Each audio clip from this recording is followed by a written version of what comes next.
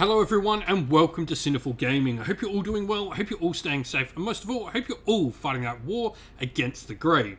Today's video, we're going to talk getting started with Warhammer 40,000 boarding actions, a brand new way to play your games of Warhammer 40k, coming out alongside the Arcs of Omens releases. Now in this video, we're going to take a look at the Space Marines of the Black Templars chapter and talk a little bit about the rules on how you muster a boarding patrol for this particular faction, and looking at some of the rules adaptations you use while playing your games of boarding actions.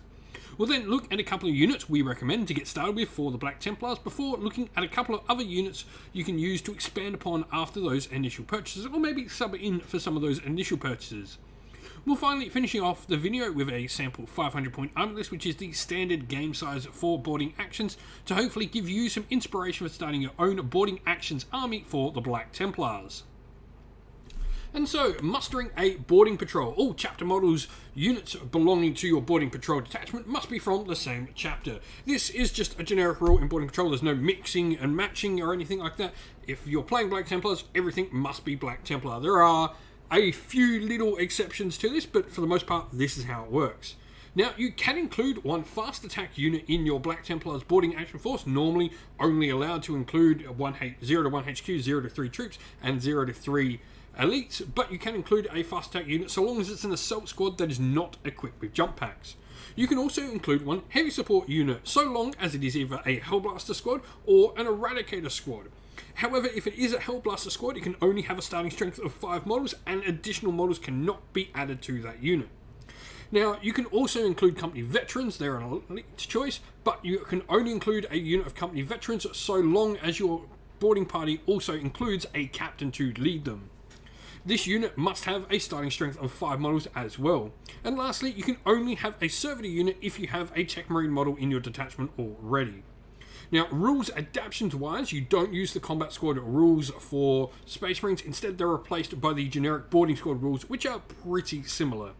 Now, models with the outflank rule as well, though there are not very many cases of this, will lose the ability for the battle, and this is just a thing for all Space Marines. And so, where to get started with? I really think there's a decent amount of choices for playing boarding actions. There's probably 3 really cool Black Templar specific choices, and we'll talk about all of them in this video. But the Emperor's Champion, for me, he's the nice cheap one. You can play smaller games nice and easy with him.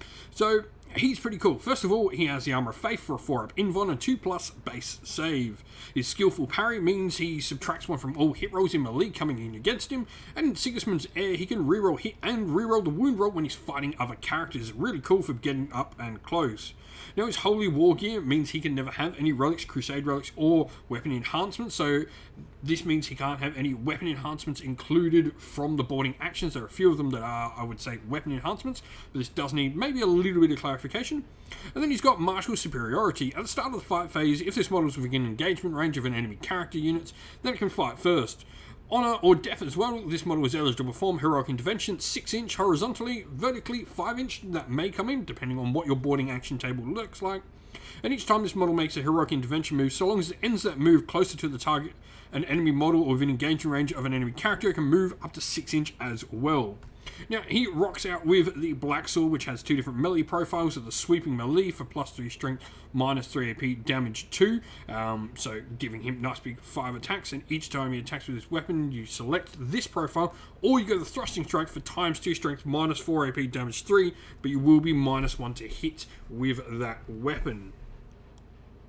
Now, alongside the Emperor's Champion, I really like the Primaris Crusader Squad. This is the updated version of the Crusader Squad. Now, there's definitely a lot of cool options in here. You can have things like Flamers, which are really nice in a boarding action, or even assault weapons like your Astartes shotguns, I think really do come into their own. The fact you can have the whole unit rocking out with some decent close combat weapons and pistols is also really nice in the close confines of a boarding patrol as well. Other than that, there's not too much to this squad other than the fact, it's got a really unique loadout. It's more similar to how you would load out a veteran squad for many other chapters, but generally a little bit of a focus on either close range shooting or close combat itself.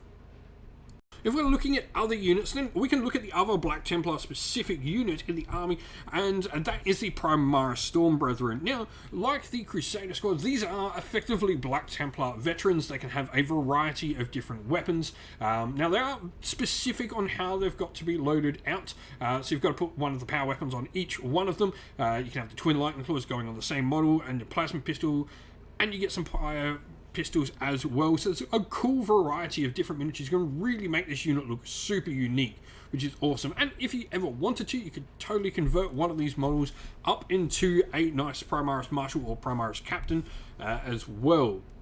Now, to go alongside them, we have Chaplain Grimaldus. This is one of the two main named characters for the Black Templars. The Emperor's Champion, I guess, is a named character, but he's also sort of not. There can be multiple of him. There is only one Chaplain Grimaldus. Now, he has his plasma pistol, and then he's got his Artificia Crozius Arcanum for +2 strength, -2 AP, damage 2 in melee. And he's got quite a few special rules. So he has the Banner of the Fallen Crusaders, where this puts down an aura of friendly Black Templar core or Black Templar characters within 6 inch. Each time they advance, they add D3 +3 rather than D6, so your advances are a little bit better. It's actually really cool to use in the close confines, and where movement can be really key. Now, you've got the Remnant of the Fallen Temple, which is another aura ability. When a friendly Black Templar core or character is within 6 inches of this unit, each time a model unit would lose a wound, roll a d6 on a 6+, the wound is not lost. And the Scepter of the Anointing, each time a roll is made to determine if a litany is recited by the unit's Chaplain Grimaldus model is inspiring, add 1 to that roll. Now, he's got spiritual leaders, so he can allow a bunch of people around him to use his leadership. He's got 4 up invulnerable, same things to Rosarius, like normal chaplains. The mindless followers, the Cenobite servitors, can take wounds from Grimaldus. His devout rule means your opponent's psychic phase, this unit can attempt to deny one psychic powers if he were a psyker. And his indomitable resolve, once per battle when he's destroyed, you can choose to roll a d6 until the end of phase using any rules that are triggered when the model is destroyed. If you do, on a 4-up, set Grimaldus back on the battlefield as close as possible where he was, with 3 wounds remaining, as he just will not die. Now, if we are talking about him, then why not talk about High Marshal Heroic, the Knight of the Throne himself. Now, he's got Ferocity, which is his combi melter, which is really nice, and then the Sword of the High Marshal as well, which can be wielded in one hand or two hand to do a variety of different weapon attacks. The one-handed version will get him -3 AP, +2 strength, only damage 1, but he gets 2 hit rolls for each thing, so he'll have 12 attacks, really cool for clearing out hordes. Or the two-handed version, if he comes up against something stronger for that nice ×2 strength. Now, he puts out his auras like any chapter master you would expect. So he's got the reroll hit rolls of 1 for friendly Black Templars within 6 inch from the Rites of Battle aura, and his Crusade of Wrath, when a friendly Black Templar's core is within 6 inch of him, you add 1 to their strength characteristic of models in that unit. And also, in his command phase, he can select 1 unit and they'll get a full rerolls to hit. And on top of that, 4+ invulnerable save like any normal captain. Now, lastly, if we are wanting to bring, I guess, some shooting support into this, I think Hellblasters, for me, are the way to go. First of all, you're going to get a larger squad, and I really do like that Hellblasters can be kitted out with a variety of different plasma weaponry to sort of suit maybe what your local meta is like. You've got the option for your Assault Plasma Incinerators, which are probably my favourite way to go inside the close confines of a boarding action for that nice Assault 3 plasma weapon, or you can go for a heavy weapon and sort of just lock down a corridor with them. You also got Rapid Fire Plasma Incinerators for the standard sort of mid-sized games as well, but this is just a really nice sort of options on the unit. Plasma weaponry is nice and powerful. It's going to be great for other Marines and other heavy armored targets you come up across in your boarding actions, and I think they've got lots of options to them. And so here we have our sample armies going with the Emperor's Champion. Now in this, I think this needs a little bit of clarification because the Emperor's Champion can't take weapon enhancements, so I'm not sure whether this extends onto the boarding action enhancements. It probably is something that needs to be answered in an FAQ. So if you're looking at this video later, maybe just go have a check out what an FAQ for this states. Now, for our troops, we've got the Primaris Crusader squad fully totted out with all the weaponry. We've gone with as many chainswords and bolt pistols in the unit. If you are wanting to go with maybe a different loadout on your initiates, on your neophytes, I'd maybe go with the shotguns. That could be definitely another option. We've got the Power Axe and Pyre Pistol in there, the Pyre Blaster and a Power Fist in the unit as well, for a nice variety of different weaponry. We then have 2 fully kitted out units of Primaris Sword Brethren with all the different combat weapons, 2 Pyre Pistols and the Plasma Pistol in there as well, for some really strong loaded out units. You've got a lot of different cool weaponry, a lot of attacks in melee, and some decent range in there as well. I mean, you are still Marines carrying heavy bolt pistols and shotguns and bolters, and the Pyre Blasters and Pyre Pistols are going to be really nice, along with a couple of Plasma Pistols you have in the squads as well. But if you've been playing with Black Templars, let us know how you've been going. Let us know some of the units you're looking forward to using with your Black Templars in the boarding actions. I'd love to hear from everyone down in the comments below. And so that is the end of the video. We hope you all enjoyed it. If you did, please don't forget to leave a like and subscribe to the channel if you haven't already. If you'd like to come chat more with me and other members of our little community here at Sinful Gaming, we have a Discord server which is linked down in the video's description. Also, down in the video's description are the best ways to help support the channel via Patreon and YouTube members, or by grabbing some merch from either Ko-fi or Teespring. All of these are the best ways to help support the channel, and it means the world to us that people do choose to help support us.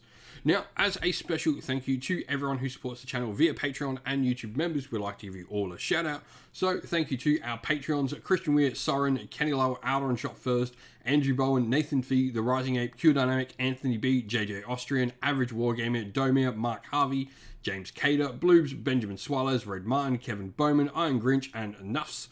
And to our YouTube members, Greenroots Gaming, Ronya, Loch Lorick, The Johnny84, David Ellsworth, Wolfric Nick, Broken Chef, Ariana Edwards, Revenar, Pink Nico Fire, Robin Mankiller, Monty's Tabletop Terrain, John Castle, Davis Weir, James South, Dave Crozier, Dylan Areno, and James Tillman. And lastly, a special thank you to Lady Witchfox Art, who does all the amazing artwork for the channel. You can see here, and indeed pick up the stickers of the amazing artwork, or the amazing artwork on our merch as well if you want to. But thank you once again, everyone, and a special thanks as well to everyone who helps support the channel, and to all those who come and help with the channel, be the people that come and do battle reports, or indeed those that are managing our Discord server. Thank you all once again, everyone. Stay safe, stay well, and most of all, keep fighting that war against the grey. Ciao for now.